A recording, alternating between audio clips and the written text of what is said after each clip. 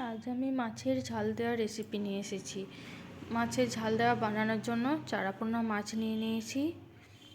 মাছগুলোকে ভালো করে নুন হলুদ মাখিয়ে দিয়েছি। এরপর আমি তেল গরম হতে দিয়ে দিয়েছি গ্যাসের মধ্যে। আমার তেলটা গরম হয়ে গেছে, আমি মাছগুলো দিয়ে দিচ্ছি একটা একটা করে। এবার আমি মশলাটা রেডি করছি। মশলাটা রেডি করার জন্য 2 চামচ লাল সর্ষে, 2 চামচ হলুদ সর্ষে, 2 চামচ পোস্ত, এগুলোকে জলের মধ্যে কিছুক্ষণের জন্য ভিজিয়ে রাখছি। এইদিকে আমার মাছগুলো প্রায় ভাজা হয়ে গেছে। কিছুটা কুচনো পেঁয়াজ আর ধনেপাতা রেডি করে নিয়েছি।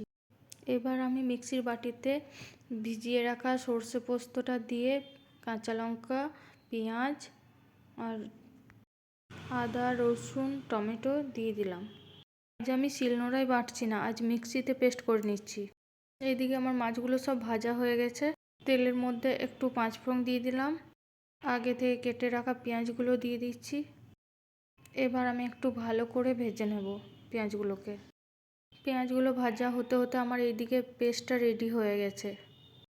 পেঁয়াজগুলো ভাজা হয়ে গেছে, এবার আমি মশলাটা দিয়ে দিচ্ছি।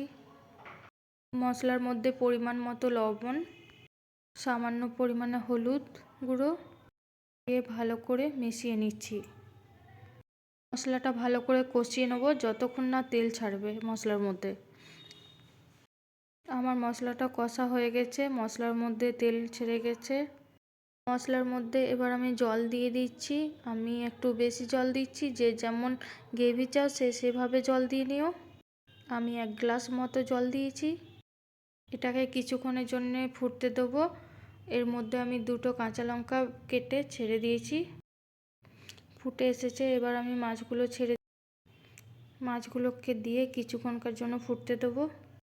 ভালোভাবে ফুটে গেছে, এবার আমি উপর থেকে ধনেপাতা দিয়ে দিচ্ছি। নামানোর আগে আমি একটু সর্ষের তেল দিয়ে দিচ্ছি উপর থেকে। একটু সর্ষের তেল দিলে টেস্টটা বেশি ভালো লাগে। আমার চারাপোনা ঝাল দেওয়া হয়ে গেছে। এবার আমি একটা প্লেটের মধ্যে নামিয়ে নিচ্ছি। রেসিপিটা ভালো লাগলে একটা লাইক কমেন্ট শেয়ার করে দিও। ধন্যবাদ সবাইকে।